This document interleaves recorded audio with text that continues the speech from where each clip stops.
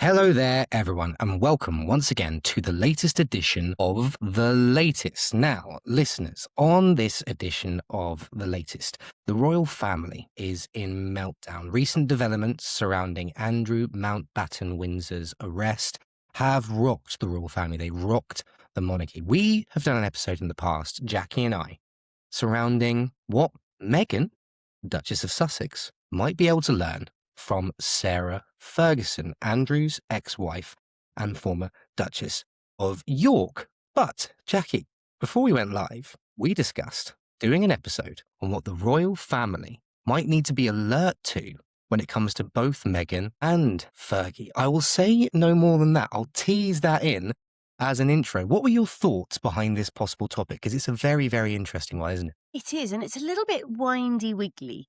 It's not lots of straight lines, but as we go on, you'll see how the picture unfolds. And the reason I felt that we might want to examine this is that we talk a lot about strategy being around actions. And with the palace right now, my fear is that strategically, all of their focus will be on Andrew and everything around him. And of course, that is where the biggest bomb has dropped. But there is a whole mountain of detritus around the royals at the moment that just is building up into this snowball that's going on and on and on and gathering pace and gathering speed. And normally we say to people, right, take each composite part and break it down when there are problems happening. But there's lots of problems with the royal family happening all at the same time. And what is happening on the outskirts of the Andrew crisis, I think, is just as significant, because I think it might come out of left field and again heap more pressure on the royal family in terms of what they need to do with their strategy and their communications around that strategy. And I think the first real area of threat to the royals outside of everything that's happening with Andrew is Sarah Ferguson, because right now she's gone dark. Everybody's saying, where is Sarah? Nobody knows where she is. And that may mean that she has done a bunk, may mean that she's gone abroad and will be away from any fear of getting dragged into and being arrested like Andrew or being questioned like Andrew. However, there are other rumours floating around that Sarah herself has been questioned by the police willingly and that she's been helping the police. Now, that could bring numerous different results, one of which could be another bombshell for the royals, with Sarah potentially turning witness against Prince Andrew. This is a really, really interesting topic to kind of go down. We must stress in the first instance, and we said this before we went live, didn't we, Jackie, that there's speculation, and then there's speculation, but with a view to form that we've seen in the past and sort of previous behaviors and previous actions. And that's the route we're going down here. And it struck me on a recent episode that we did surrounding the royal family and monarchy in meltdown, that actually Sarah Ferguson does have form, doesn't she, in making moves and performing actions that are self-preservational, aren't they? Yeah. But what's interesting as well is we've also spoken in the past about the fact that she actually, up to this, has performed the role, if we can say that, performed the role of being quite a supportive ex-wife. I believe you have in the past said she's up there with being one of the most supportive ex-wives in public view. This appears to have changed, though, doesn't it? And it does signify a change in strategy. What have you seen that has kind of emphasized that change in strategy? And why do you think she's made this decision? Why do you think she's taken that course of action? I think it's really significant. I think it's more significant than the press have yet taken notice of. The reason it's significant is because she's been cut loose. Now, you were so right to say, Lyle, that she has form in when she is cut loose, going and making, one would say, questionable decisions about how she's going to make money and survive. She was always seen, if you even go right back to the first days of her popularity at the time, you know, she was a very popular royal bride. But after a while, the gaffes and the clumsiness and the silliness and her naivety, that started to wear thin. And even, 30, 40 years ago, she was starting to push the boundaries a little bit too much. So she's always been a little bit judgment shy, just by through her nature. And I don't think she has a reputation for thinking things through.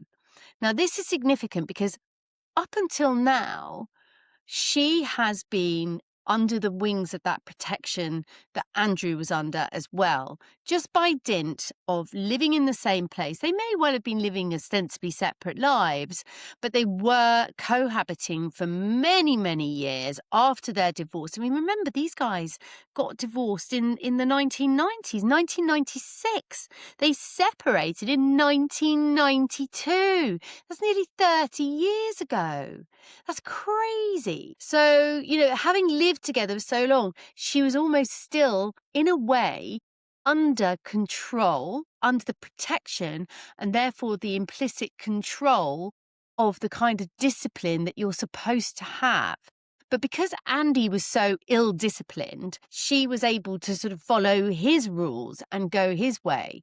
But that was still in this pocket of control. Now, we move on, and some significant things have happened to Andrew. He's had his titles removed, he's had his house taken away from him, he's had his guns taken away from him, his horses, his hunting, his everything, and he's just been in pokey, he's been in the clink, he's been, in a cell and then answering questions to the police.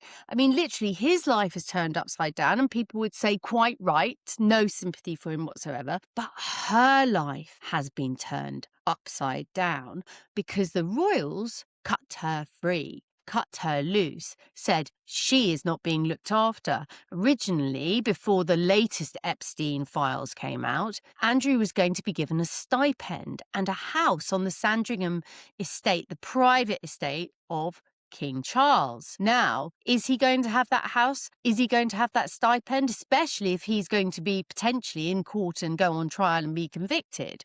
So who knows? So Sarah, when all that happened, was told, no, we're not looking after you. We're not giving you a house.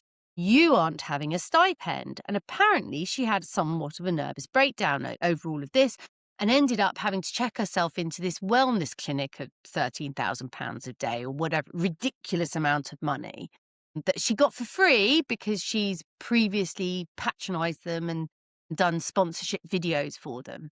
Anyway, so now you are looking at, in my view, a ticking time bomb. Whether she's helping the police with their inquiries to cover her own backside, or whether she is considering the numerous publishing offers of a tell-all biography, either way, she is a danger, a real threat, because God knows what she is going to reveal as part of that tell-all book, or indeed what she's going to reveal as a turncoat against her husband, who up until now she has staunchly supported. But once you cut somebody free, once you take them out of the cloak of your protection, you cannot expect them to show you the respect that you want because you said no to them. So this, for me, I felt when this happened, I felt that was a really short-sighted move on behalf of the royal family. They should have learned from what's happened with Meghan and Harry. That's where they should have taken their cues, because this young lady was very smart with all of her paperwork just recently, and we'll go into that into a minute. But another thing that Sarah was smart with, and this is where we're starting to see some similarities, and this is why I said it's a bit zigzaggy and a bit windy, because Sarah, very smartly, did not sign a confidentiality agreement, which means that she has every right to go and spill her guts on anything she wants to do. Now, I'm sure there will be a load of hangers-on, a load of agents, a load of people telling her how she should do things, and there are ways and means of making this eke its way out. You could have a Finding Sarah documentary or a David Beckham style documentary in the works. You could obviously have a Spare style memoir, but I think the Spare style memoir could come in 3 parts. There are all sorts of ways that Sarah could monetize her experience, especially right now in the midst of all the Epstein drama. This will be the time when she is at her highest value to the highest bidder. And this woman has form, as you have said, and she doesn't necessarily have form to be doing the most tasteful of activities. And it is not out of anybody's imaginations that she could go and do something pretty spectacular. Before you, our brilliant listeners, go any further, we just wanted to say that we absolutely love recording this content for you. So please do like, subscribe, follow us wherever you are getting your podcasts. It really does mean the world. Thank you so much and enjoy the rest of this episode. Because her back's against the wall, isn't it? Let's be clear. And it's not her back's against the wall speculatively. We've seen from developments recently when it comes to the arrest of her ex-husband, Andrew Mountbatten-Windsor, that that's something that she will be embroiled in. Obviously, we said there are rumours that she's being questioned by the police voluntarily. We mentioned polling recently on a recent episode of the podcast, and while you were speaking there, I just brought up some stats on Sarah Ferguson here, Ipsos poll, finding that only 8% of those polled hold a favourable opinion of Sarah Ferguson. Your point was so well made. This was a member of the royal family whose MO was favour with the public opinion when she first came to prominence in the royal family. So for that to now be down as low as 8%, according to this Ipsos poll, there can be no one more dangerous forgetting form that's been in the previous. The unpopularity, there's a reason that she's unpopular, that will actually add to her value in a really weird way. From a publisher or from a media perspective, that will add value. We'll go into that actually with a view to actually talking about Meghan as well, because it adds value from a publisher and from a media perspective, and also makes both of them more of a threat, doesn't it? I mean, talk us through the value in the first instance, because that's a comms phenomenon in and of itself. There'll be people jumping over themselves in that particular space to get a piece of what Sarah Ferguson might do next, won't there? There will. Now, just before we nip into that, from a comms perspective, this is why confidentiality agreements are so important in any large organization, in any place where secrets are important. You must get your confidentiality agreements buttoned down. And don't think for a minute that the royal family don't understand confidentiality agreements, because we know they do, because she was offered a confidentiality agreement, but she chose not to sign it and to take a lower divorce settlement in terms of the value of her divorce settlement in return for not signing it. So this was offered up to her. She was told, no, we'll give you less money if you don't sign it. And she decided not to. That was quite astute if you really think about it. That was quite a clever move on her part. It was not a clever move on the royal family's part, and they are going to live to regret that.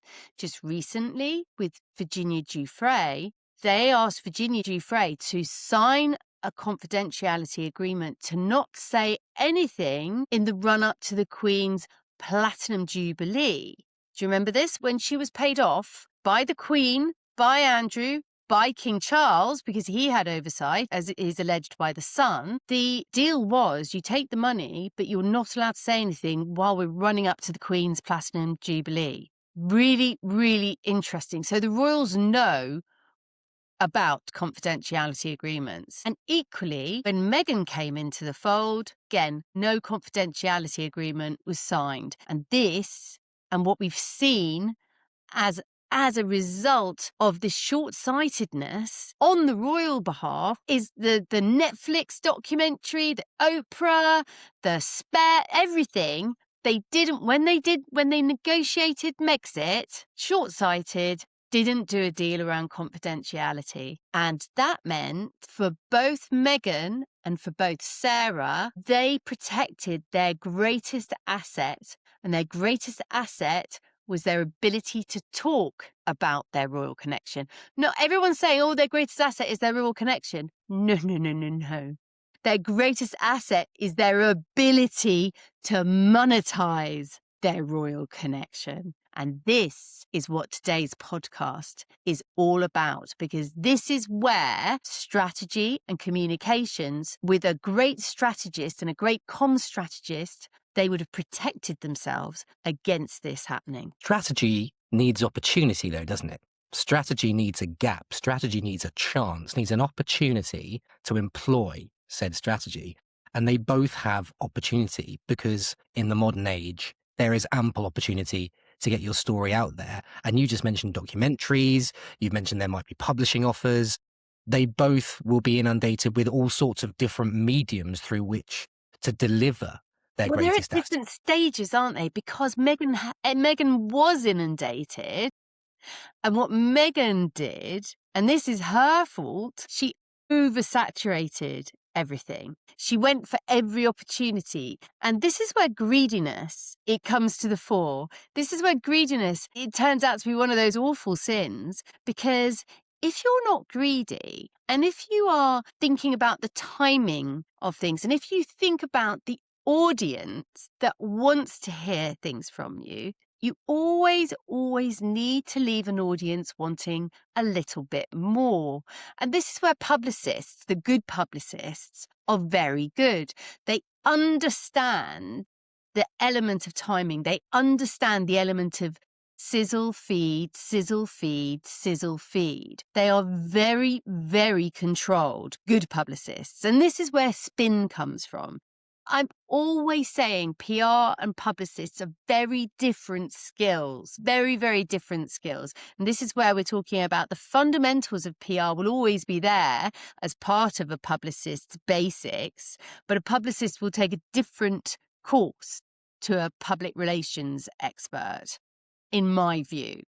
There is a crossover sometimes, but a good publicist will understand how to tease out and keep that person current. But if you've got a greedy principle, if the person you are representing wants it all and wants it all now and wants everything everywhere, like Meghan, who wants to be every single character she can think of and some, who wants to be a ballerina and a diva and one fashion icon on one level and a mother of the earth sprinkling flower sprinkles everywhere else and dancing barefoot in the lush green grass of her Montecito garden and espousing the virtues of cooking every day for your family when really you're traveling the world and dining out with the people from Balenciaga who have a questionable reputation, but you don't really care about that because you want to be a diva that day. So that's the problem that you have with somebody like Meghan, who doesn't know what she wants to be from one day to the next, or somebody like Sarah, who is constantly, in my view, in panic mode.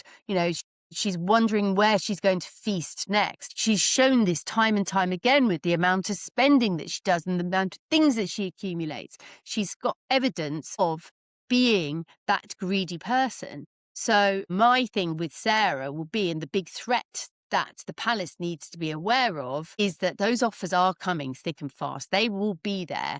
And Sarah may well go with a bigger splurge that Hopefully, the palace could do something and get ahead of this now. And this is why I've been calling on King Charles, to get a war room together and take some positive action. And if that means getting Sarah a house and a place to live and a stipend for the rest of her days and making her sign a piece of paper that says, I'm going to stop talking and just start being a granny to my grandchildren, that may be the most sensible action that he can do. Jackie and I only start the conversation right here. Your comments keep that conversation moving forward. So please do keep those contributions coming in. We absolutely love reading what you bring to the table. And while I'm at it, please do head to our Substack and search Where Pop Culture Meets PR. Some brilliant content going up on that platform that we would love for you to see. Thank you so much and enjoy the rest of this episode. Well, because materially, the damage in not taking action like that would be far greater than any remuneration that may be forthcoming should he take that action as well. There are lessons that perhaps Sarah can take from what Meghan has done, in the sense that maybe she doesn't look to oversaturate her output moving forward. You mentioned that we were going to touch on something a bit later in this episode. I'd like to touch on that now, if I may. There may be something else that she can learn from Meghan from a paper trail, paperwork perspective. And I know you were keen to talk about this because we spoke offline about something that you've spotted that Meghan has done recently. Meghan may have not done it recently, but it's come to light recently that actually, in the midst of all this oversaturation, in the midst of her million and one different personalities, on her part may well have been quite a clever move. What have you spotted? There have been some revelations. Let me just get my notes right so we're absolutely sure about this, because Tom Bower, who's a really well-known biographer of the royal family, and he's written quite extensively about Meghan, he was interviewed and has been interviewed on a number of channels, talking about a hidden clause in their prenup amendment that was signed by Prince Harry in 2020. And the reason for this is that when they did Megxit, Harry signed an agreement that made Meghan the business manager for all of their ventures. And when I say all of their ventures, that even includes his own biography. And interestingly, she went on to, I think it was in 2022, she went on to start rejigging the business ventures, and she started a few companies and created different ventures. They rejigged the whole Archwell setup and everything else.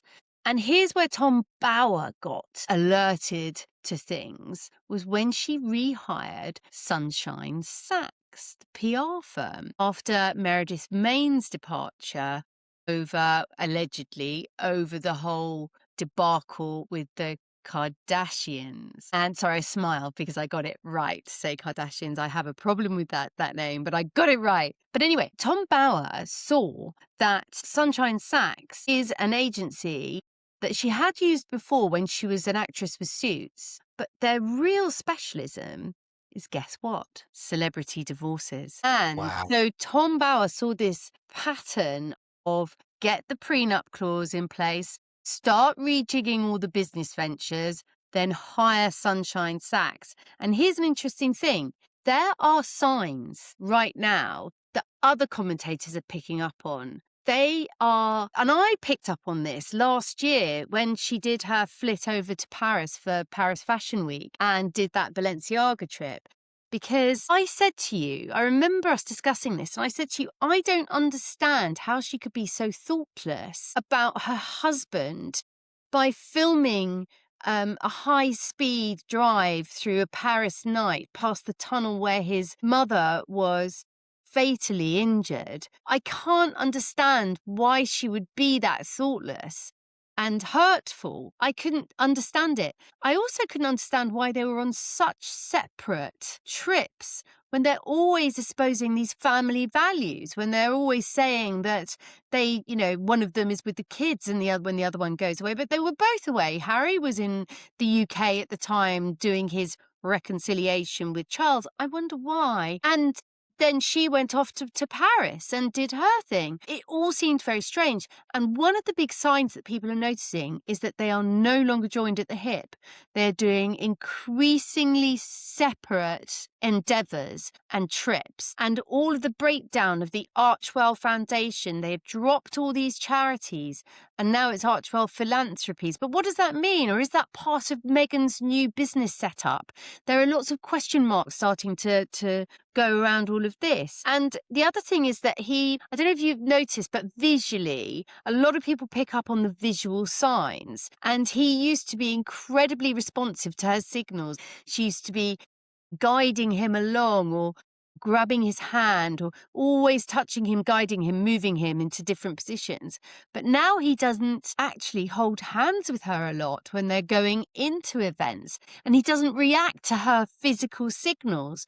There's a meme, or not even a meme, there's a video going around where she's literally tugging on him to go, say hi to this camera. And he's like, almost glowering at the camera. This was at an NBA. They were sitting at the front of a basketball match. These sitting next to Queen Latifah, looking, and Harry's looking pretty not liking all of this attention, and Meghan's like following the camera and loving the fact that she's sitting at the front. I mean, when you get these front place seats, that's part of the reason why you do it, to be seen. So Meghan's loving it, he's hating it, not responding to her signals. And this is another thing, and I picked up on this, when you are fundamentally opposed as people to wanting the spotlight, not wanting the spotlight, running away from the media, courting the media, wanting fame, doing everything you can to climb up that greasy pole to get to the top, or try to run away over to another country to live a simpler life.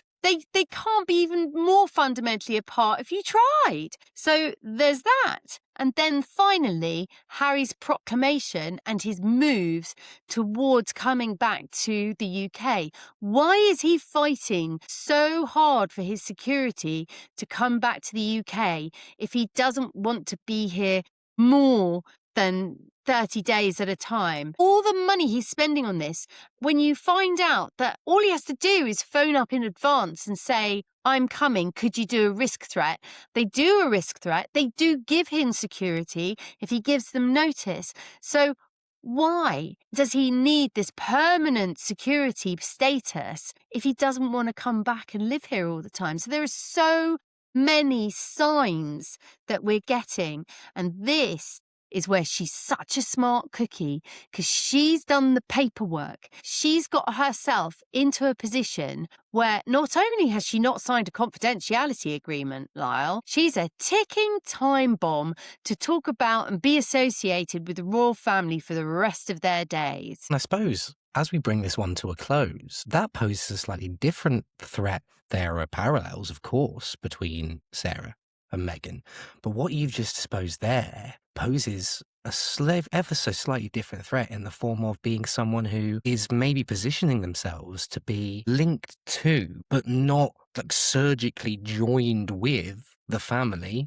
moving forward. She'll have potentially carte blanche to say and do what she wants to do and opportunistically utilize her previous experiences with the royal family for future gain and for future ventures. I mean, this is again a slightly different threat, but still a seismic threat, isn't it, to the future of the royal family? Particularly, as you quite rightly pointed out, Harry appears to be positioning himself for future involvement potentially with the royal family. So they're in opposition. I'm here. He said, I'm here.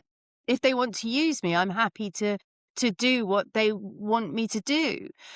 All of those messages are they directly conflict with all the things that he said about them in his book, all the things that he said in the interviews on Netflix, in the Oprah interview. How Harry thinks that he can just suddenly come back from that unless there's something else going on in the background that we don't know about. But all of this together, Lyle, is when I come back to communications and PR, I've basically done a little bit of a risk assessment here. I've been looking ahead, looking at the signs, thinking about the things that could go wrong. This is what good crisis PR people do on a daily basis. And the King and Prince William need to be looking at every aspect of threat and stop the short-termism that they're doing. And they need to think about the court of public opinion. They need to think about real actions that will have the court of public opinion on their side. Now, William is doing a stellar job. His popularity is remaining pretty steady. Princess Catherine, her popularity is remaining pretty steady. But they're still on a sticky wicket because there are so many potential landmines to be negotiated. So they've got to get ahead of this. They've got to essentially deal with each threat, think about the plans ahead, and stop with the short-term thinking. Think long-term about what can happen. Make your actions and then communicate those actions clearly. We need a new age of transparency. We need a new age of honesty. And then you'll find that if everybody knows what's happening, There won't be so much speculation, and without lots of speculation, there won't be the gossip mongers and the leaks and the things that cause all this nastiness. What they need to do is put a fire hose of transparency onto the royal family. A fire hose of transparency. That is just a sensational way to end this episode of The Latest. And listeners, this is the latest. So when there are more developments, and I'm sure there will be as the weeks and months progress, we will be sure to bring you the latest surrounding all of those developments when it comes to Sarah Ferguson, when it comes to Meghan Markle, when it comes to the wider developments, the royal family. But what do you think? We absolutely love hearing what you, our brilliant community, think of all of these developments, of all of these latest stories. So please do keep those comments coming in wherever